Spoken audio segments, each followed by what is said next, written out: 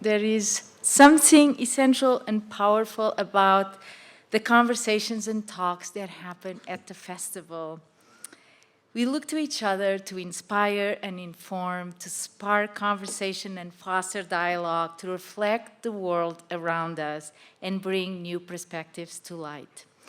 Particularly during unprecedented times, festivals become especially relevant by providing a place for the community to come together and converse on navigating the current environment, share points of view, be challenged in thinking, and discourse on shaping the culture and independent film. Today's frank conversation is especially powerful as it explores the meaning of intimacy and the ways in which we negotiate and guard our space, our need for closeness, and our independence. I'd like to extend my deepest thanks and welcome moderator Dr. Orna Guralnik,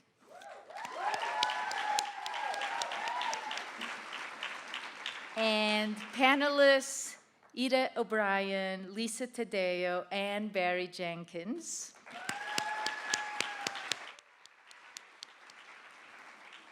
We are thrilled that we have these wonderful panelists who will be sharing reflections on their approach to the empowering nature of intimacy in their storytelling and the importance of allowing themselves to be vulnerable. So please welcome this wonderful group of panelists.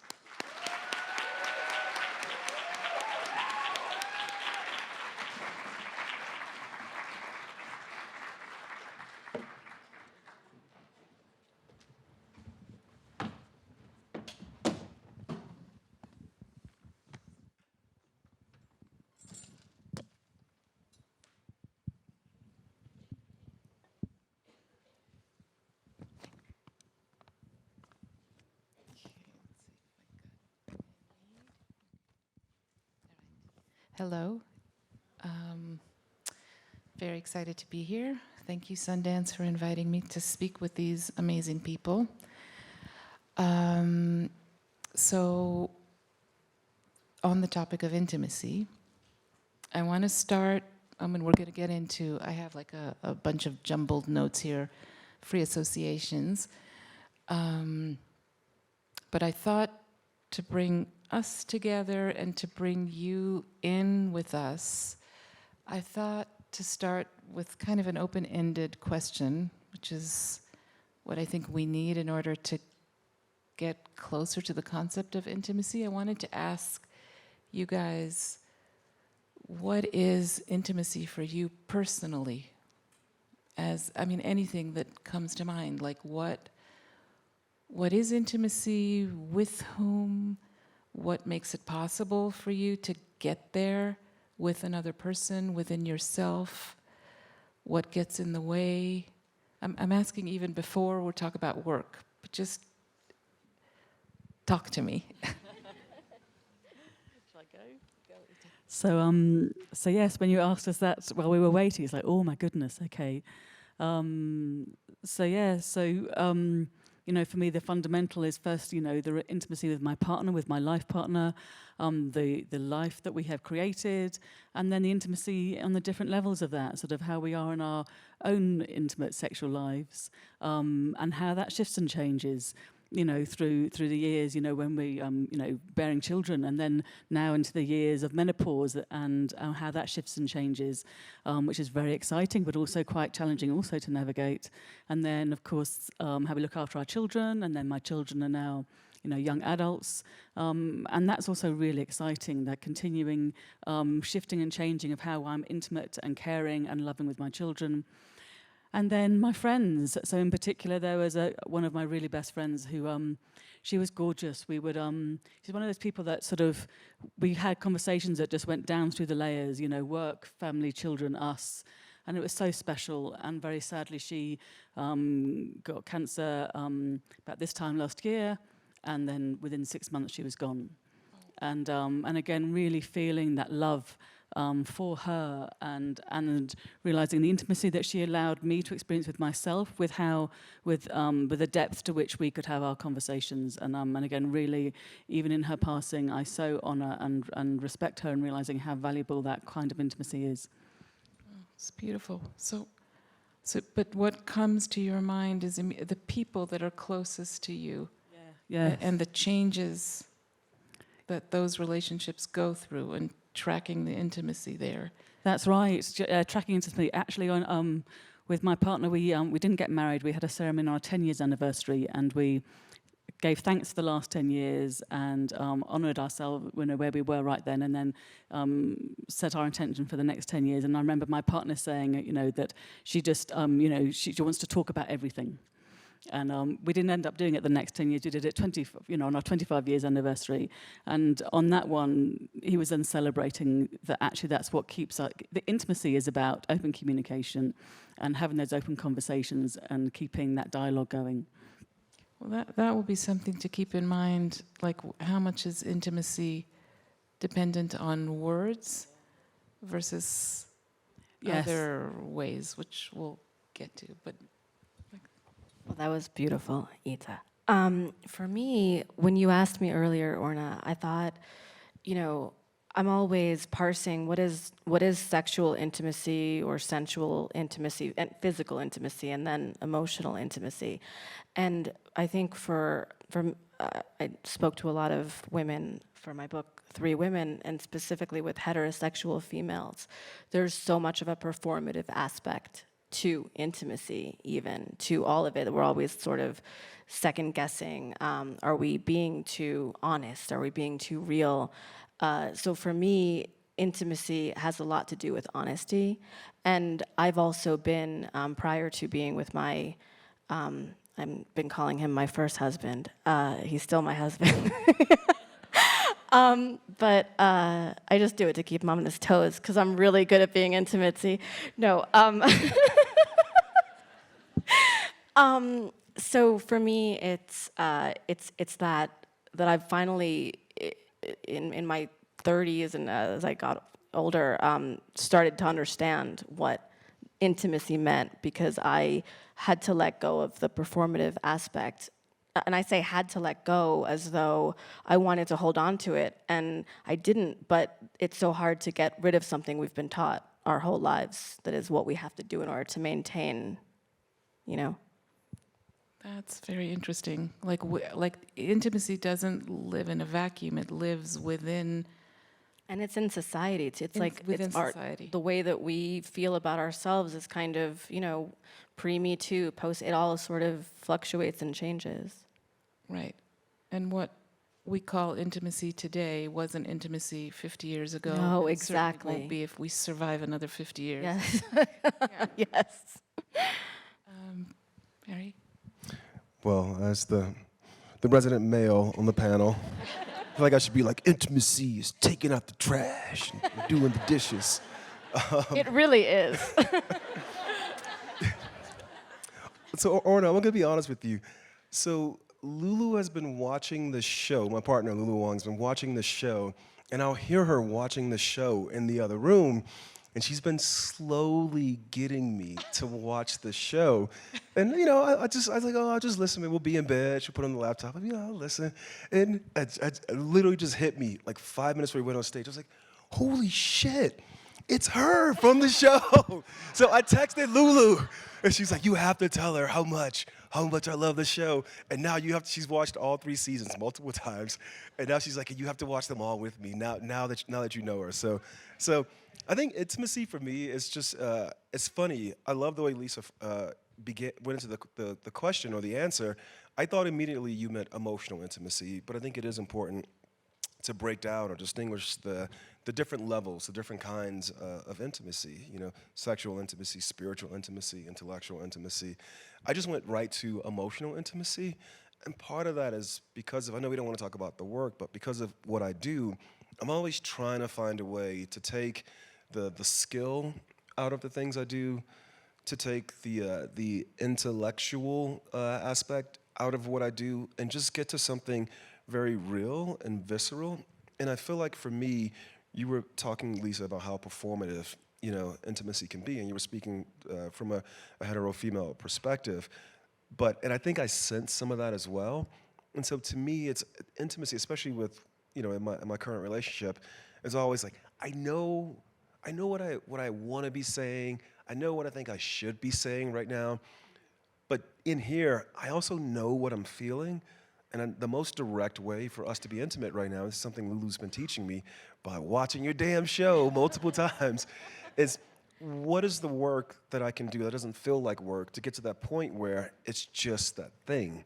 And when I'm on set, I'm trying to do the same thing with and for and through the actors, but it's really difficult to do it, through yourself. And so I'm always trying to just de-intellectualize, just deprogram all these things that I'm thinking as I'm trying to be intimate without performing it. And so it's communication and getting to this state of being where you're just present. Maybe intimacy right now is just presence, but pure, honest presence, which I hear from the other room is exactly what you do over the course of your seasons. I try. I try. In psychoanalytic language, what it means is we're always trying to kind of listen into the unconscious, because all the thoughts we have right now we know already, and it's sort of we're looking for that edge where things are emerging, which I assume each of you do in your work in a way, and I will want to hear about that. But in that sense, it might be that language is the thing that obscures, but it might be that whatever we know already distances us from that place. And I think that also is what we're looking for with people. I mean, I know I'm looking for that when I work with patients, when I'm in analysis, and when I'm working with couples, I'm looking for them to find between them and between us that place where something new can come about. And for me, that's probably the essence of having an intimate experience, like that intimate edge. But how do you get there? So I want to ask you, in terms of your work, your craft, your passion, how do you each get there personally with your craft, with your people, with your teams? If you could describe maybe even moments where you're struggling with that and you're trying to get there, and how do you make that happen, each with your own magic? I can answer. You can watch Moonlight, which I was telling Barry when I was the first time meeting him, I think that, for me, it's reading and watching things where people have gone completely balls to the wall, no thought for how that work was going to land on them, back on them after it went into the world. And I think that I read Kathy Acker a lot for that sort of a thing. There's people who just are fearless, and Barry said intimacy is presence right now, and I think that's amazing. And I think that the presence to be purely who you are and purely honest in your work, whether it's visual or or words, to do that, to see someone else be fearless, I think that makes you feel an intimate connection to that person, and then the intoxicating hope that you can do that for someone else with your own work. Can you say more about that in writing? It was a period. I'm just kidding. Sorry. That's what I do. Oh my God, you're really good at it. Yeah, I mean, I think that I rarely, it's taken a lot of practice, but there was a long time that I wrote things with a sort of film over it, like a film of you won't know who I am, and you won't know the people I've known or the things I've seen because I'm afraid. And I think that intimacy, one of the ways in which intimacy with my work is one of my most important. You know, I try not to take things too seriously and get too, but I think that being so honest on the page or on the screen, and knowing someone else is going to be grateful for that, for their own work or their own feelings inside to be seen by someone else, I think that that's an intimacy you can provide without ever meeting the other person, and I think that's so beautiful and special. That's strong. And your characters are not always intimate with each other, right? They're Performative, like me. but they're okay. Okay. Go to someone else. Because their struggle with their performativity is what gets us in there with them. Exactly. I write a lot about what I'm doing as I'm doing the honest thing. I basically say, I am doing this honest thing and it's killing me right now, because that's the honest thing. Yeah. Ita, do you want to say something about that? About like intimacy in your work? Well, yeah, I mean, like sort of Actually, sorry, it would be important for you maybe to say a few words about your work, because it was new to me when I was invited to do this panel. I learned a lot about Ita is an intimacy coordinator.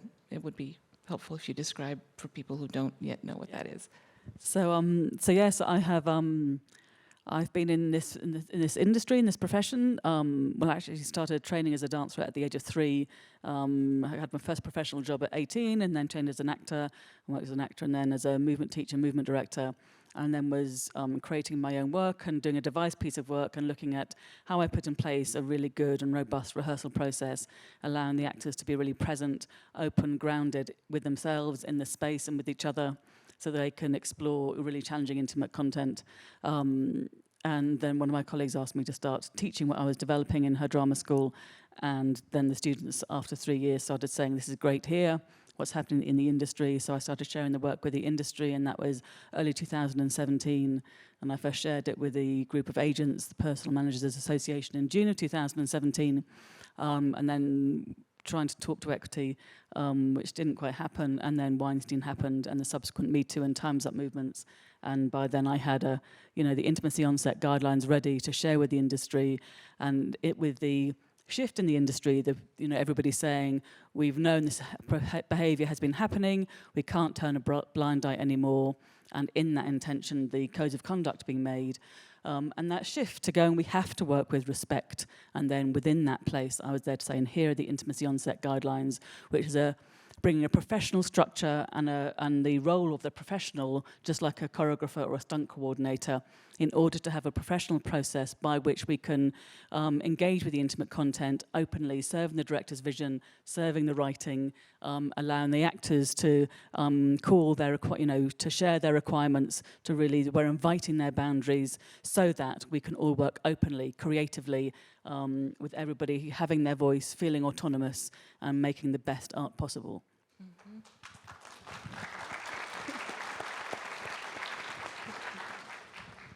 We'll get back to that. There's a lot to think about there. Barry, do you want to say something about how do you? Yeah, it's always the goal is to not to get as close to the edge as you possibly can. The thing with making a film is that you can't know what's in each individual actor's head or what's in each individual crew person's head, and so it's a bit nebulous. It's a bit ephemeral. Like, where is that edge? What is the box that we're playing in? It's interesting. So Ida was the intimacy coordinator on I May Destroy You, which, oh my goodness. I mean, the intimacy level in that show, what Michaela was able to do. I didn't have an intimacy coordinator on Moonlight or If Bill Street Could Talk. I finally had one on the Underground Railroad. And it was really interesting to see what it's like to work alongside someone who is so clear and so open. It's such a vessel for both myself and for the actors and for the crew. And then also what it's like to work without those things, which was the case with Moonlight. And I have a profound respect for the work that you guys do, because I was saying earlier how intimacy in our personal lives are about, let's de-intellectualize this, let's de-everything this and just get to pure presence, the actors are trying to do the same thing. But it can be dangerous when one actor's presence is here and the other actor's presence is there. And so I think it's really wonderful, as Ida was saying, to have these guidelines, to have this thing that we're all working within. And then within this thing, let's all, with our talents, with our skill, let's really get to the edge. Because, by the way, by delineating that and deciding where the edge is, now we're like, okay, cool, that's worth going to, which is a problem that I think has arisen in this industry quite a bit. I'll tell a personal story from Moonlight where I had to pretend to be the intimacy coordinator.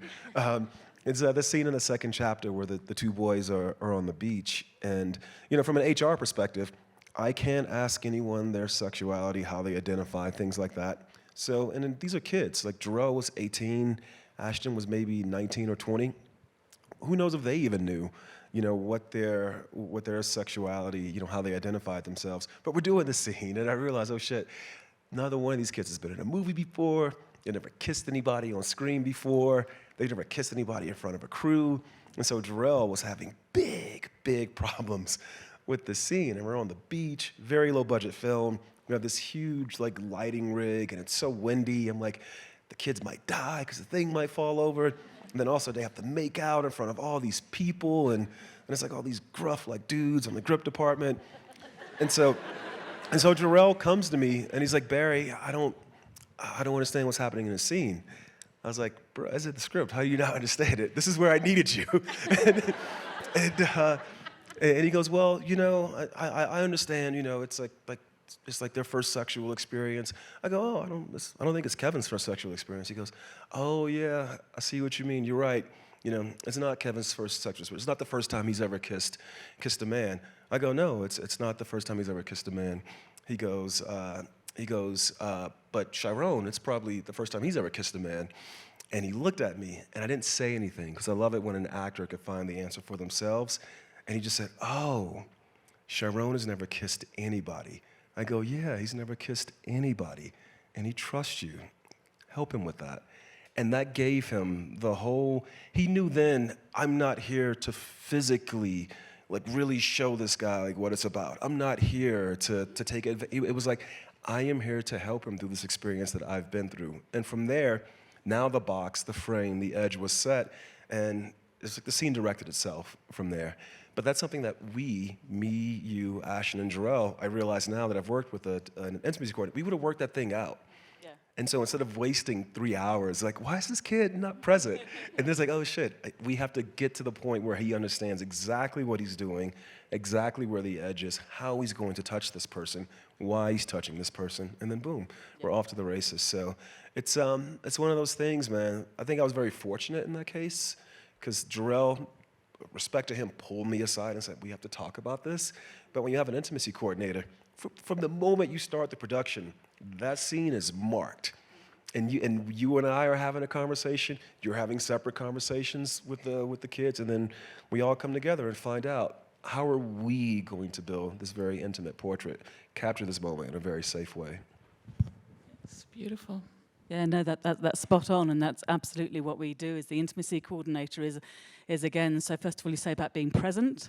Absolutely, you know, when you know, people have fear. You know, if someone going to ask someone to take their clothes off, and then the only person with their clothes off, you know, in a room. That I had one of the most challenging intimate scenes in a barn, in the middle of the night, pouring rain. Absolutely freezing. All of us are there. I had my Canada Goose coat and another coat, and these poor people were having to take their clothes off.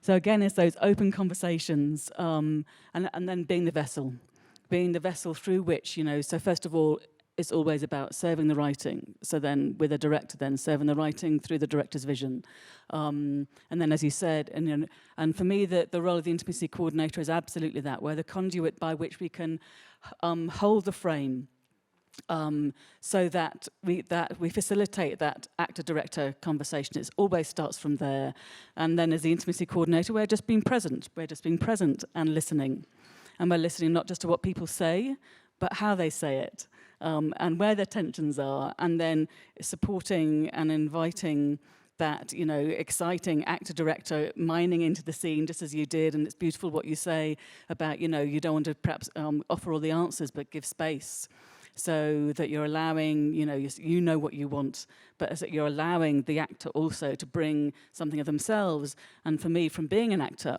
what makes an actor vulnerable is when, you know, just do this, and they're not able to serve, that every beat doesn't serve character. What makes the actor safe is that they can step into character and they know, you know, that every moment is serving part of that storytelling. So what beautifully you shared there is, the actor asking the questions and then realizing really what's behind this and what this sexual awakening was for this, you know, for the other character, and then how, that character supported that. So all of those realizations, I can imagine, would have been gold dust standing there. And then that's what we do. Then we lift that, and I will be listening, you know, not just to what they say, but where the impulses are coming from in their body, where perhaps the tensions are. And that's, again, what we want to take. It's not about choreographing something on top, but absolutely taking everything that's being discussed, taking everything that they're finding, making them conscious, you know, because invariably all of those are coming unconsciously. So making conscious these gold dusts of this beautiful physicality that's telling this intimate storytelling, and then lift that up on its feet, gaining agreement and consent of touch. You know, we've already probably talked, if there's nudity, we've spoken about that already, arranging character costume on modesty garments, and then where everybody's happy to go with regarding simulated sex, and then, you know, joyously, you know, creating this beautiful, delicate, intimate moment, being able to be conscious of all the beats of the scene. And then when you've done that consciously on each and every take, then the actor can again let go. Because again, we spoke about the frame that you're providing, the frame of that intellectual conversation, dropping it into choreography in the body, and then you can let go. The actor feels personally safe, so artistically they can really give their all in each and every scene. They can give something different. They truly can find it, you know, in the inspiration each and every take. That's fascinating. It makes me think that, I don't know if this is a good generalization, but that one of the elements that makes intimacy possible is for the person to understand what they're doing, to understand the context, to understand what they're doing, meaning not to throw a part of themselves forward without the rest of them catching up to what they're doing. That there's got to be some level of integration of mind, body, feeling, for it to be like an honest and good, intimate experience. And I guess that's what your actor was asking you to help him with. Yeah, to a certain degree, but then sometimes that's not the case. I mean, that was a very wholesome moment of intimacy. You know, on the Underground Railroad, we had some very demeaning moments of physical, I wouldn't even call them intimacy, but physical experience. And yet you still either use the term body choreography. You still have to figure out, well, you said, you use the term throwing yourself forward, but not bringing. Sometimes you're creating images where in the image the actor or the character is doing something where the character is acting without their faculties. And you want that thing for the audience, if it has meaning for the story and for the character, you want the audience to feel like that actor really lost themselves, because you want the actor to not lose themselves. Right. And that's where this idea of body choreography comes in. You know, in the Underground, we had these scenes where literally our intimacy coordinator, Denise Johnson, where they would get together with our actors and say, okay, he's gonna put his hand there. Is that okay? Yes, that's okay. Okay, but what if he put his hand here? That's okay as well. And then you do a take and the hand wouldn't be there, and right away Denise would jump in, and they had full power. This is not what we agreed upon. This is not what we discussed. And then you can see, was that okay? Because you want to allow for spontaneity to some degree. Was that still within the work that we were doing? And so it's tricky, man. It's so tricky. But I think it is worth the additional collaborator, the additional voice that someone like Ida brings. Because otherwise, you sometimes have the body coming forward without the facility, and it's both the character and the actor, and those things build up over time, and you end up in a situation that just isn't repairable. Right, and could be traumatic. Legitimately, yes. Yeah. So that does nicely bring us to this idea of like the frame and safety and the relationship between safety, frame, and intimacy. You know, when I was thinking about doing this panel with all of you, I was wondering like where are areas of commonality between everything we all do and where do we diverge? And I still don't totally understand like what happens between like directors, actors, writers, and then the experience of the audience. But I thought maybe we could borrow something from psychoanalytic practice and see if it works, which is that we have this thing, you all know in analytic practice, which we call the frame, which is the frame of the session. Like the session is like 50 minutes, and there's this idea of abstinence, like we don't touch our patients, we only talk about things.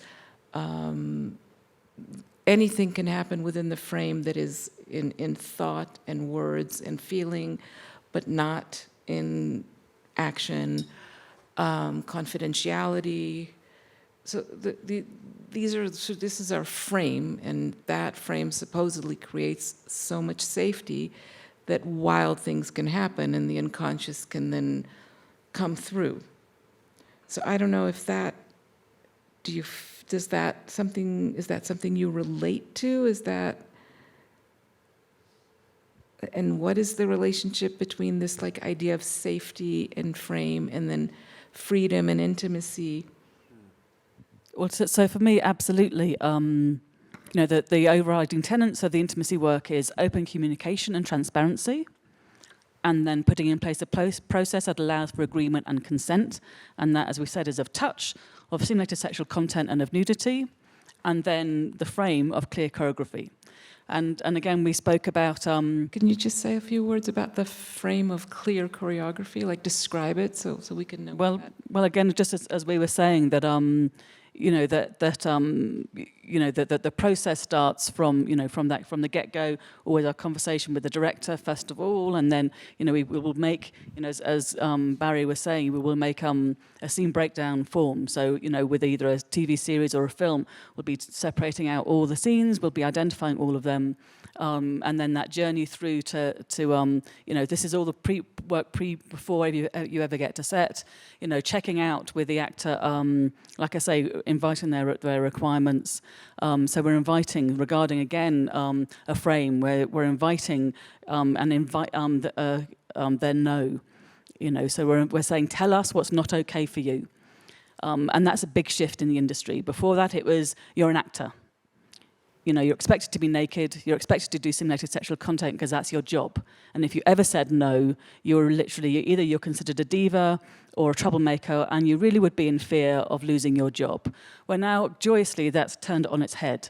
You know, again, that thing of everybody has a different relationship with their body, and a different relationship with where they're happy to be touched, and a different relationship with what they're happy to perform simulated sexual content-wise. And just because someone has various boundaries around those places does not mean that they're not a fantastic actor, and possibly the best actor for that role. But that wasn't allowed for in the past, and that's why you had all these stories of people, you know, being just expected to just do something.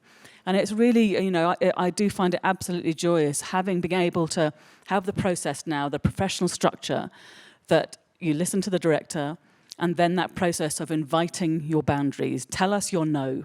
Yes, and I always say your yes is your yes, your no is your no, and your maybe is also a no, as you would know from therapy, isn't it? Anything that's a maybe is also, there's tension there. Someone cannot be free. It cannot be freely given.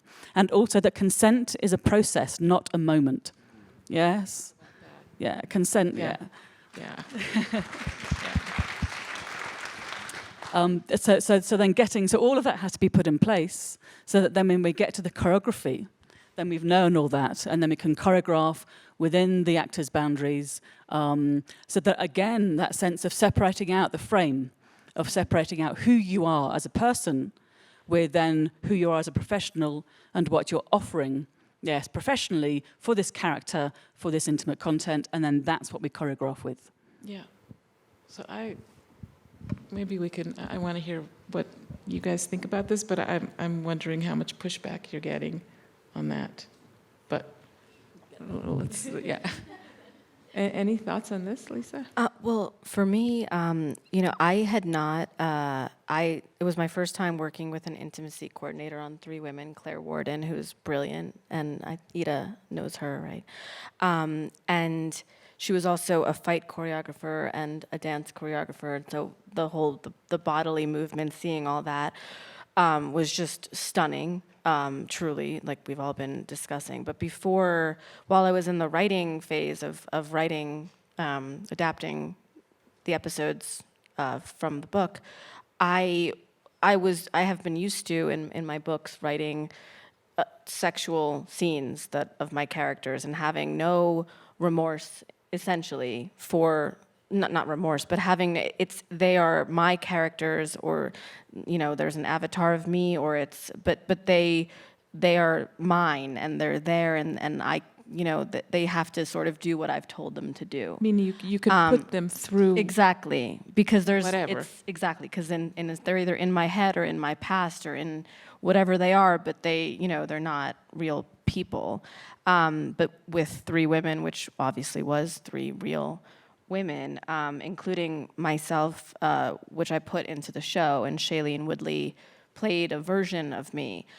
For me, in the writing process I was writing some intimate scenes, some sex scenes that I knew a woman was going to have to act in a sense. And before I knew that there was going to be before I knew any of that, this big disruption for me was the idea of someone else, another woman's body, enacting a bodily truth of mine that perhaps is not hers. And I really got stuck in that for a while, where I was just like, someone's gonna, and then when I knew it was Shailene, it was like, there's just, I would start to feel, I would want, and I talked a little bit with Ida about this earlier, but the idea, which I think we should talk about because I find it so brilliant, the idea of the safety being inside the process so that you can find the edge that Barry was then talking about. I didn't know I was going to be afforded all of that with someone like Ita, and to have that and to be able to, what you said to me upstairs just completely made me go, even in retrospect, even after having the experience and having it gone really beautifully because of Claire and because of all of the directors in place who were just brilliant and so thoughtful about it. But that was a very frightening thing, to look over that edge without knowing that there was going to be safety applied to it. Fascinating. At some point, we should think about how that applies to real life. Yes. Really. Like what? But anyway, Barry, what are your thoughts on like the frame and safety and intimacy and The frame and safety I mean, some of this, a lot of it, just comes down to power to a certain degree. And as the director, unfortunately, that power is skewed on a film set. On the Underground Railroad, we had both an intimacy coordinator, and we had a mental health therapist on set at all times. And for me, I felt like I needed to yield power to them. And so both those persons, Tanisha Johnson, our intimacy coordinator, and Kim White, the mental health specialist, they could always pull someone off set. They could stop a take. And it's interesting because this idea of safety and power, and I think for so long, directors had this outsized power, and it was their framework of what intimacy was and what it looked like that dictated the safety, or the danger that was on a film set. It's tricky because we talk about this edge. The Underground Railroad, which is my only experience working with an intimacy coordinator, and there was a mental health specialist on set as well. But the way we filmed that show, it was very long takes. And typically when you make a film, you do a setup, only one person's on camera, you roll for a little bit of the scene, and then you stop. You roll for a little bit of the scene, you stop. In this case, the camera's just floating. And so you call action, and now the actors have an outsized degree of power because they are just freely floating through all these things. And so we may have the choreography, But now, a third of the way into the scene, the choreography gets lost because sometimes this very real thing is taking place. And then it's like, but oh shit, is that real thing still fitting within what we agreed upon? And it becomes, there's this tension between, okay, I've tried to build this process where we can begin towards something, you know, like you said, it's consent is, you know, I always say it, you say it as a process, not a moment. I think too that creativity, you know, is a direction, not a destination. And so you may begin a take, and now that take is just like, it's creating itself. But it's like, oh shit, you know, are they still, you know, are we still within the boundaries that we set? And the farther you get from the intellectual thing, sometimes the more potent the art is. But then you also have to be in this space where, but it can't be worth, you know, degrading someone or degrading something. And so it's always this thing that you're like, it's evolving all the fucking time. Yeah. Take to take, moment to moment, frame to frame. It's always evolving, which is why, you know, we decide certain things. You mentioned the maybe. No. We got to reset and figure something out again. So, yeah, it's wild. It's crazy to have a whole conversation about it because when you're on set, we work in prep, and yeah, there's a lot. But then you're there. You just gotta go. You just gotta go, and everybody has to have faith that we still understand what it is we're doing and why and how we're doing it. But man, sometimes it just gets. You know, you get into a take, and it's like, oof. But you can always step in and say, nope. Or we've given the actors the autonomy. So I always give the actors that they set their timeout word. You know, so sometimes it's Wakanda, sometimes it's Guinness, sometimes it's burger. When they've been spending 3 months to get body ready for this naked scene, they're dreaming of the burger that they can have when they finish that take. But again, that's really important that the actors have the autonomy to hold the action. And again, that frame gives freedom. You know, if the actors know that they don't have to keep going if their nipple daisy has fallen off and it means they're exposing, you know, something they don't want, they can go, okay, let's just take a pause. And you know, when that's put in place, again, just and the ease as well, you know, when the choreography's known. And what I tend to do with choreography is, or with the agreement and consent, you know, so I'll check out everywhere. I'll check out if there's a possibility of, you know, say we say hand, you know, kissing lips, kissing cheeks, you know, kissing neck, kissing chest. You know, I'm working with an actor, and their boundary is I don't want to touch anybody's breasts or nipples, and I don't want anybody to touch my breasts or nipples. Yeah, so this is a man, but that's his boundaries. It's so clear, so gorgeous. He has considered with his partner, and that's what he's come forward. There's absolute clarity. So again, we're checking out kissing everywhere. So again, what I want to do is put in place the frame and put in place clear choreography, but also so areas checked out. You know, any inspiration that you think you might want to go to in a take is checked out, and then again, they don't have to worry about that. Again, you don't have to prescribe how many kisses here and how many kisses there. There's freedom, you know. And I come from being an actor, and it's beautiful what you say, because there is that thing, you go into a take and you know what there's real consciousness there. But then when the magic happens, when you've lost yourself and you're just in character, and something happens, that's, you know, that magic. I would say unconsciousness, but it's that magic flow of creativity, really. And again, that's what I find so exciting, is that through doing this work, you can create far more exciting and edgy and storytelling that, or physicality that is way beyond where someone might have thought they would go to in the first place. You know, I have to say, I'm going to try to find the gentlest way to say this, because the 80s, the 90s, the 70s, there were certain people who were controlling these images, and you watch those movies, and the sex is bad. It's just so fucking bad. It's just like really, bruh? This is how you thought this needed to be filmed and framed? And I do think now we're in this era where, and I can't wait to watch your show because I have read that damn book, where the level of pictorial, of imagistic intimacy, both emotional and sexual, sensual intimacy, it's just at a whole nother level. At a whole nother level.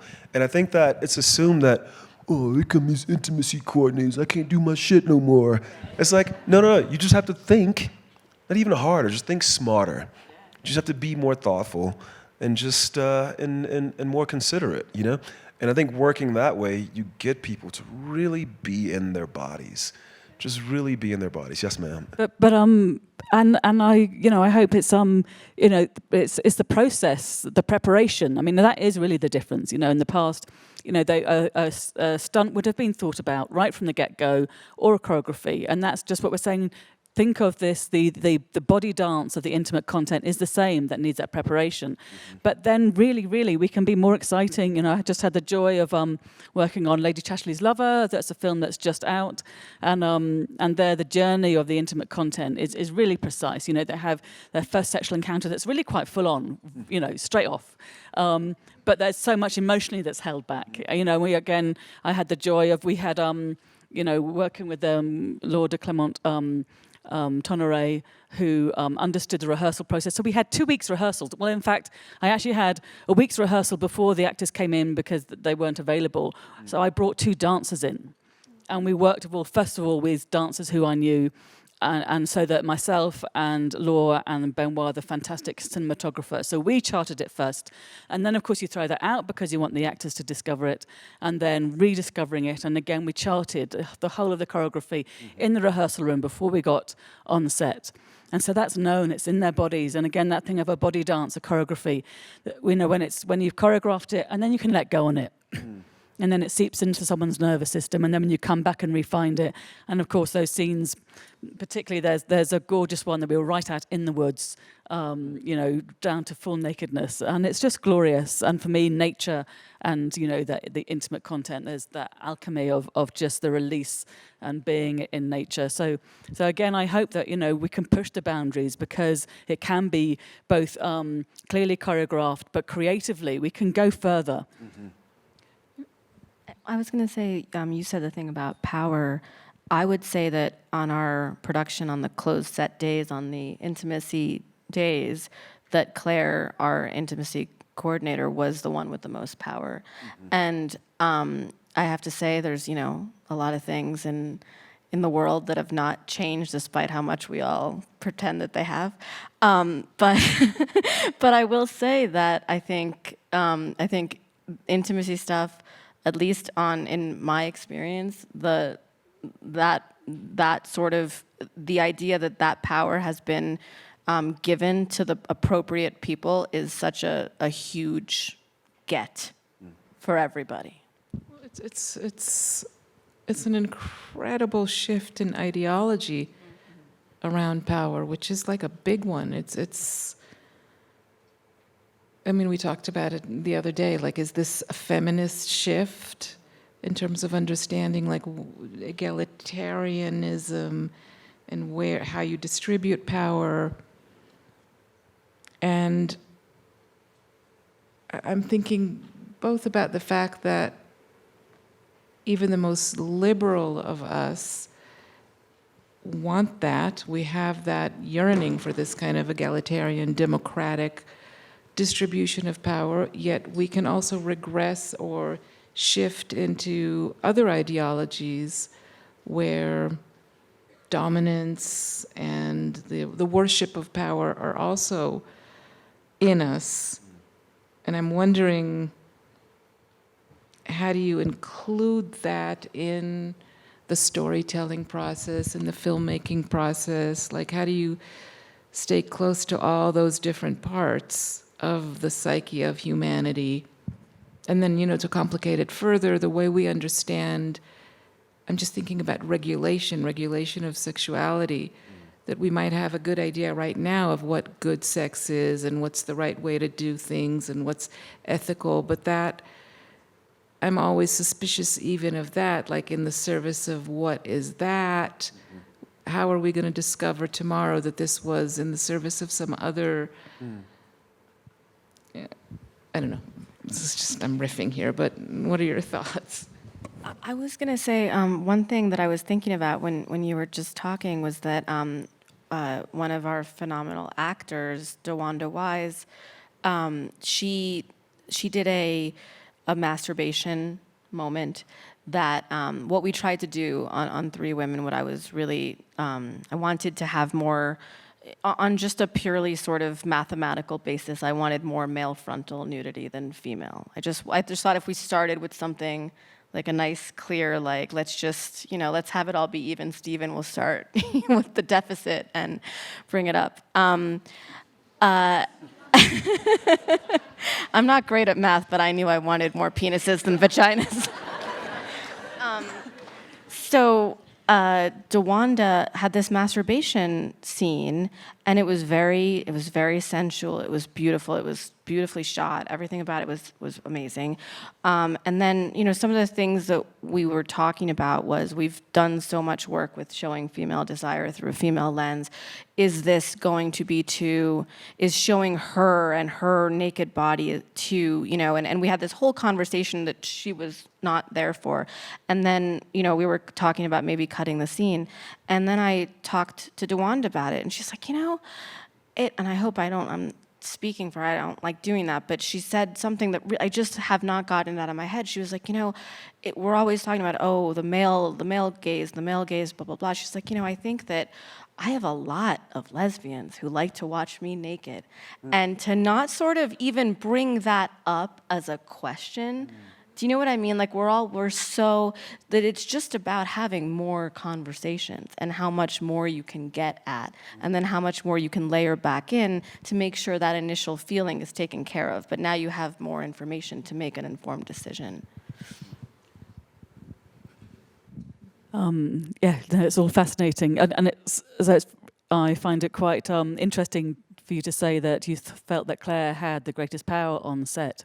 And I was about to say, I feel that way. I would need to ask her to know if she felt that way. But from my point of view, I stepped away completely. And the directors really, I think 99.9% of the time, it was just like, she is in charge in this moment. And then everything else sort of came around.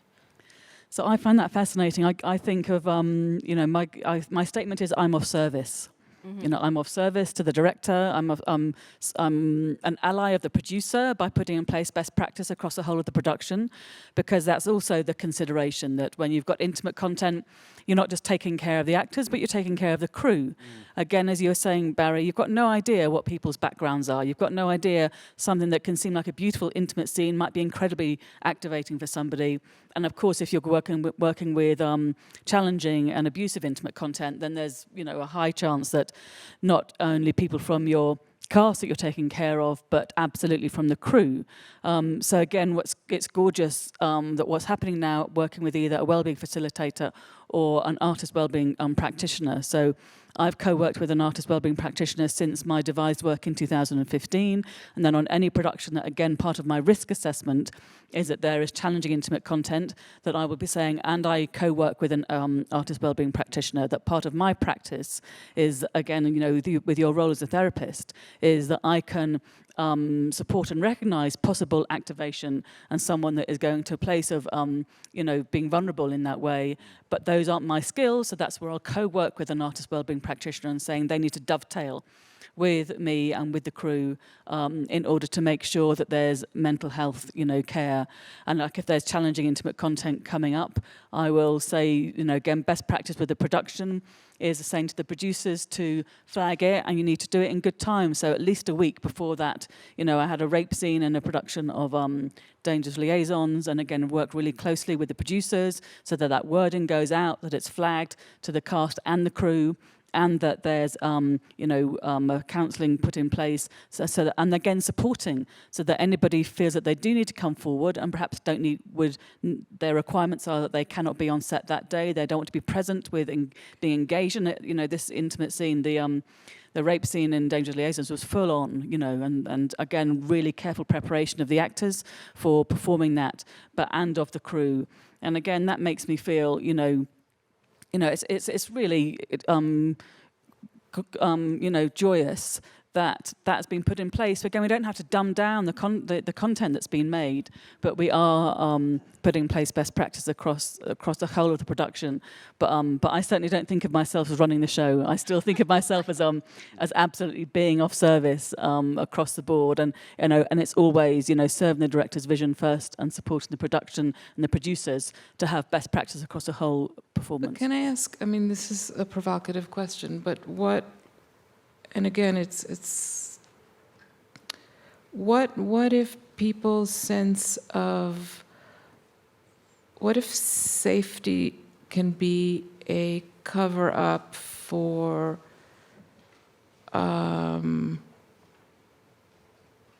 anxiety that is about, again, regulation?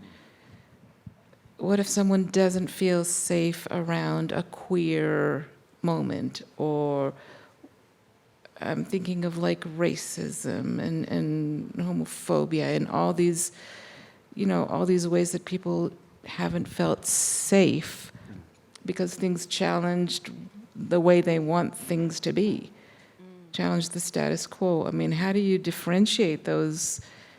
Safety is a tricky one. It's a tricky one, but I think it's so. For most of those things, yes, no one should be fearful or feel antagonized by the fact that there are queer people, in the room. And yet, I do think it's very fair for an actor to feel unsafe in a certain scenario, because we were talking about power earlier, and something that popped into my head. We had a scene in the Underground Railroad where two enslaved characters are forced to have sex while another character watches. Very demeaning. And for one of the actors in the scene, and I'll be honest, to my surprise, it was demeaning in the extreme. It was the male actor in the scene. And as you were speaking, I was thinking of that moment because there's a past version of what we do where there is no ETA, where there is no mental health specialist, where I use this actor's discomfort to create the scene. Where I go, hey, everybody come on in. Let's make sure we have, instead of 4 people on set, let's have 12 people on set. Because it's gonna make this actor even more uncomfortable. And those things happened. They happened all the fucking time. And now, that's just not acceptable. It's just not. And so having Denise there to help this actor get to a place of comfort, one, it says that we're all professional and you're a very talented person. You can have this fear and we can deal with it and address it and find a way, create an environment where the fear can live within the character and not within the actor, and we can still get the scene done. And I think that's the distinguishing line for me, where this safety that we're talking about, it has to be at the forefront, because God forbid, had I forced this young man to perform this scene, and then let's say I want to be sadistic. I mean, fuck, I know we could do it in 3 takes, 18 takes. 18 takes. And maybe mistakenly on one of these takes, I turned the monitor. People did these things just to get to this point, this moment of realness or whatever, but it's just not worth it. It's just absolutely not, it's not acceptable, I should say. And so I think that's where you're right. Sometimes the actor isn't feeling safe, and it's like, oh, but the thing they're doing isn't safe. And yet, I'm sorry, we just have to find a way to address both that thing while still doing this thing. And I think that's where this new way of working comes into play. Yeah, it's beautiful. Can you describe? Oh, wait, can I say one more thing too? Because you mentioned good sex earlier, and I just have to say, what the hell is good sex? And also, working in an industry where everybody on camera is fucking gorgeous, I'm sorry, there are a lot of very attractive people in the world who do not have good sex. Point blank, period. And I think that, like, really unpacking what's good about the sex, I think it's sitting down with someone like Ida, sitting down with someone like you and Claire, I think you said your person's name was. And, okay, what is this scene about? Sitting down with DeWanda, I know DeWanda a little bit, amazing actor. and figuring out, okay, what's sensual about this moment, and then figuring, okay, this is why this sex is good right now, because if we leave people to their devices, it's just a bunch of gorgeous ass people just like grinding away, and it's like, we had decades of that, and that shit was not sexy, it just was not. And so it's weird. We think, oh, we've got too many boxes to check. It can't be sensual anymore. Did you hear her talk? You hear Ida talking about we were out in the woods and everybody was naked, and I was like, I bet that shit was hot, But it was also very safe, and I think that's the important thing. As all tribute to the amazing Emma Corrin and Jack O'Connell who performed it. They were incredible. There you go. I'm tempted to ask the audience what is good sex, but But also that's what's gorgeous is, Sex Education Season 1 was the first production that invited me in to work as an intimacy coordinator. And most of that intimate content is awkward sex. It's, kids discovering their sexual awakening. And so most of it was scenes that didn't work, and actors performing their pornography sense of themselves, and people pretending to come, including the guy. Well, the opening scene isn't it? The amazing Amy Lou and Connor. Yes, and he fakes it, and she's looking for where's the jizz in the condom. So again, it's glorious. Yes, so yes, we can create really good sex, but actually, even more excitingly, we can create bad sex and awkward sex. And again, it's that difference between the actor personally feeling comfortable, so then we can really go there with the storytelling. And then I agree with you. It's sort of like let's now. Oh, okay. So the next thing is. I've been co-working with a couples therapist who, working with myself and my practitioners in order to teach us more clearly the anatomy of arousal, the anatomy of dysfunction, so that we, as practitioners, can bring more detail. And that was, I was at Dakota's talk yesterday, which was amazing. And I was so grateful to be there because everything that she's doing is just absolutely amazing, both in her role as an actor, but through as an activist, and for really inviting, kind and respectful working practices and female empowerment. And she was saying, how many people... that the female anatomy, oh my goodness, as a woman in my mid-50s, I learned something, about, how large the clitoris is, the anatomy of arousal. So one of the main things that couples therapist is saying, spontaneous penetration after 2 seconds of kissing does not happen. It hurts. You need lubrication. So again, details like that we're learning and hopefully bringing that into our choreography. And then again, it's a negotiation with the director. We want to bring some more reality and bring that detail, but we also don't want to make the whole sex scene be 20 minutes long. So again, there's a Or you do. Who knows? Again, you just said the anatomy of arousal, so maybe the first 8 minutes, is just the build-up. Young filmmakers in the audience, go out and make movies about arousal, not about sex, all right? Please. Anyway, but all of that, I feel, is allowing us, and to start really opening out and supporting how our sexual activities is portrayed on screen that reflects. I think it's two sides are really important. That reflects the reality of who we are and our sexual expression in all demographics, but also then the fantasy of beautiful sex is also a great thing to create. oh my God, this is going to create like a big shift in people's fantasy worlds. I'm looking forward to that. We need the people to write it, so they. Right. So, going back a little bit to the complicated and triggering question of consent, and in psychoanalysis we have this term that has to do with afterwardsness. It's like in German, Freud used Nachtraglichkeit, and in French, après coup, whereby the meaning of an event doesn't exist. It's not fixed in time.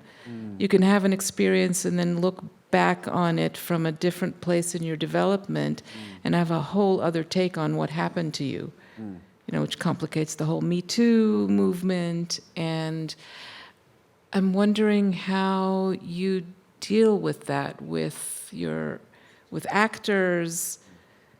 I mean, not even to mention with the life of a scene after you've let go of it, after it goes into the world, but people can have an experience where it's okay for them in the moment and then they wake up the next morning. I think you actually made a film about that, right?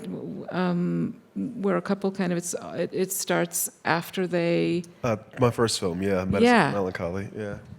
How things live after and looking back. And I'm wondering both in terms of like how you deal with actors and the crew.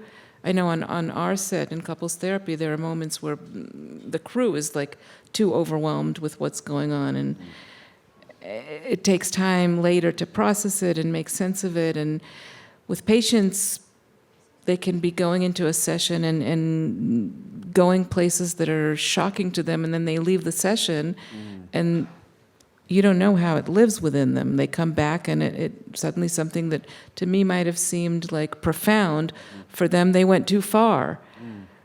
Or vice versa, it might feel terrible in the moment, and then they come back later and like, actually, I rethought that, and I'm glad I went through that. And I don't know if you want to talk about that, like the issue of temporality and how trauma lives in that.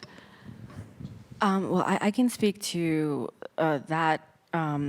The thing that blazes in my head is the story of Maggie and Three Women, this young woman who had a relationship with her high school English teacher that was consensual, but she was underaged and he was her married English teacher. And so when we were looking at how to portray that on the screen, what was important to me, I knew what was important to Maggie, was that this was her first real experience of intimacy and sex, and she loved it at the time.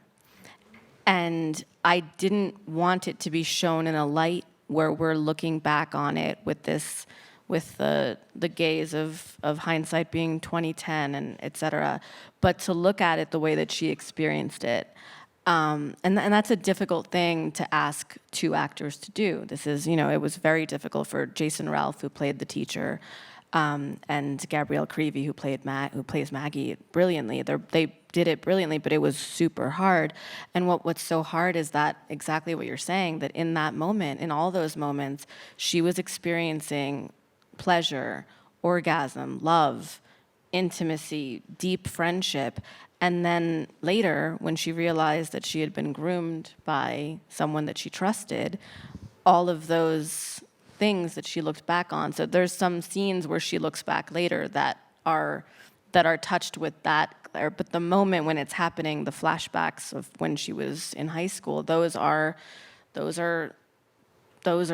the sex and desire that she felt and that it was real to her. And I think that's such an interesting thing, the idea of how that changes. Fascinating. Yeah.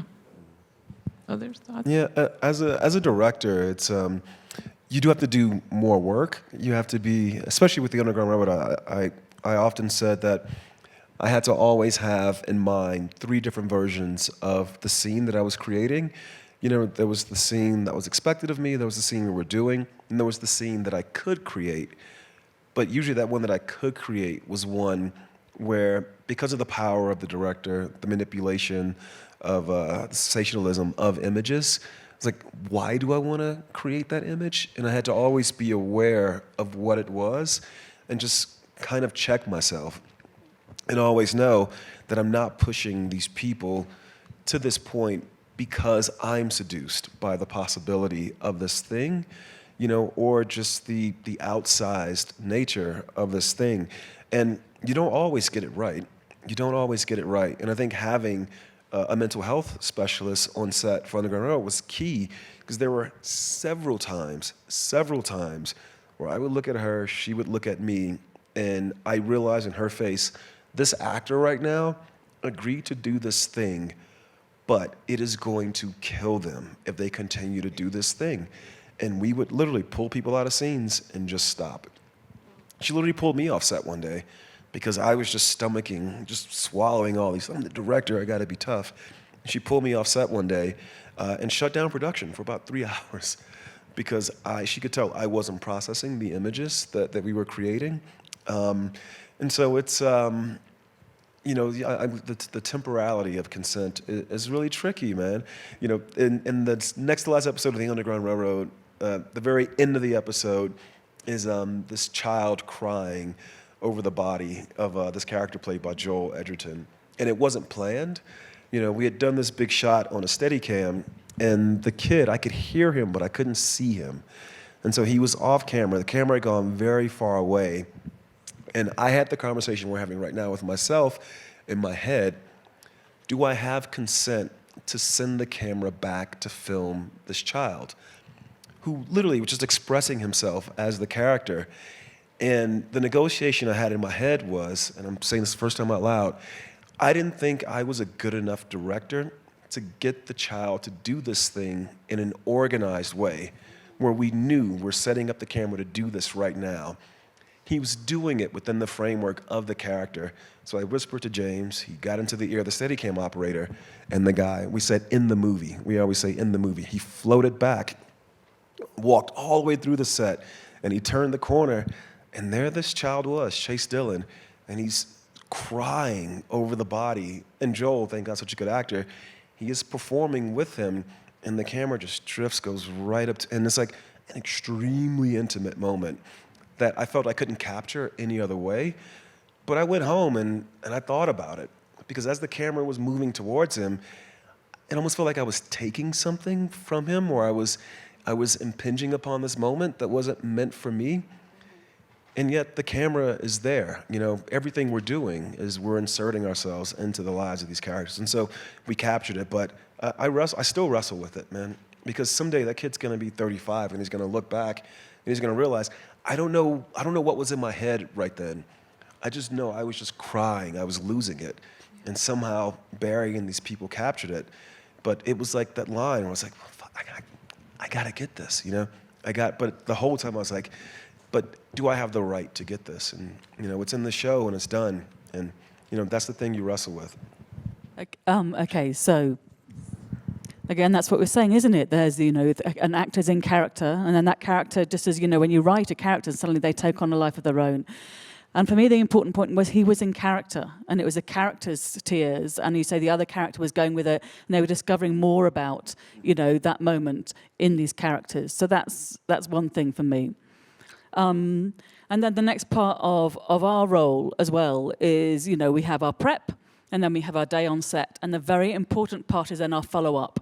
And sometimes I get pushback. They're saying, oh, we don't want to pay for that bit. We don't want to pay another half day for you to follow up. But actually, you know, I had an actor say to me recently, not only is it an important part, she said, it is the most important part of your process is the follow-up. And I always say, you know, obviously we check in on the day on set and we'll do a high five so we have a really good book ending.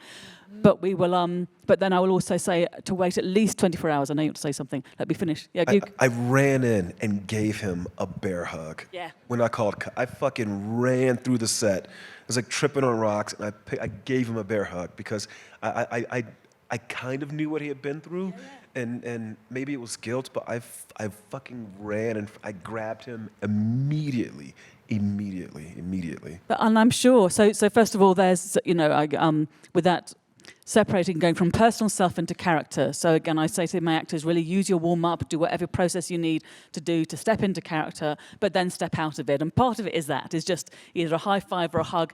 That actor will have known he'll have done something really special. So that's bookending it, you know. So you're going, great, you have done a great piece of work.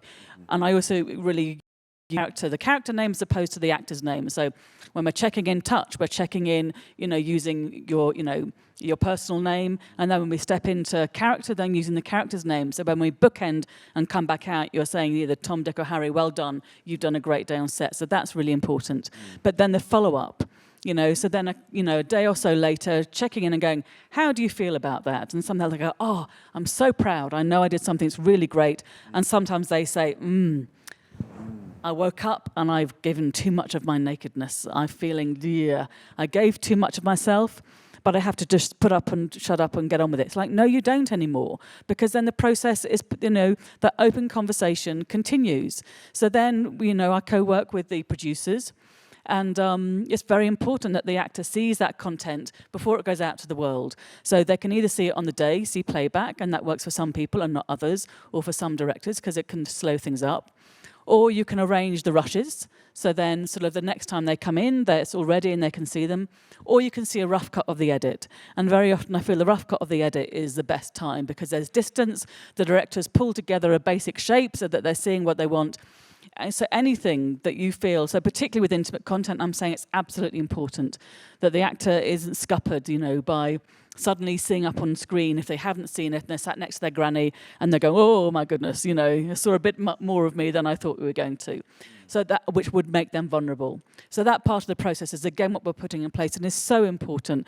And so perhaps, you can think about, might it be suitable if you're going to use that to invite your young actor into the rough cut of the edit, and then you can get their agreement and consent. And again, I'm watching not just by what somebody does, but I'm body watching as well, how they're responding. And you can tell if something's too much for somebody when it's gone into that place that actually has made them vulnerable. And then you can know, there was a scene that I did, and the actor asked to see, the shot, and it was one of those shots that was just stunning. When you sort of, a piece of art comes into place, you just go, that frame is just gorgeous. But when the actor saw it, young actor, and you could see them go, whoa, didn't think you're going to be seeing that much of me. And while it was utterly stunning, the director said to me, we can't use that, can we? And I said, no, you can't. Because that gut, that response is in that person's body forever. And if that was used and it goes out there, then they will have that. I'm getting a signal that we're running out of time, and we have time for Q&A? No. Oh. Darn. Okay. Can I just say one thing before we go open out? So the other aspect that I really want to be clear about is people often say to me, oh, your feminist activism. I really would like to, again, turn that on its head. What's really important for me is this is bringing parity to everybody, for the day on set. And it is acknowledging what it is mitigating is that that the producer or the director power play.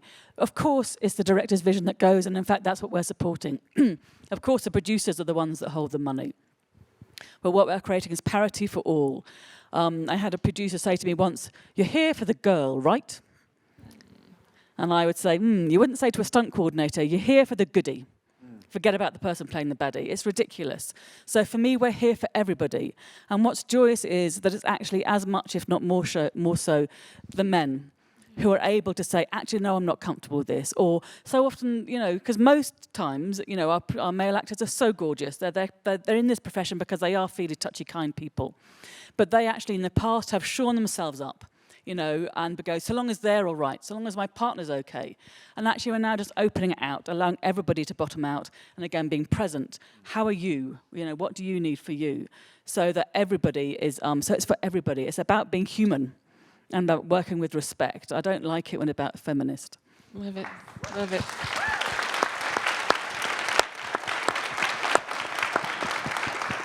Great words to part on. Thank you, Barry, Lisa, Ita. Have a good rest of the day. Thank you so much. Yes.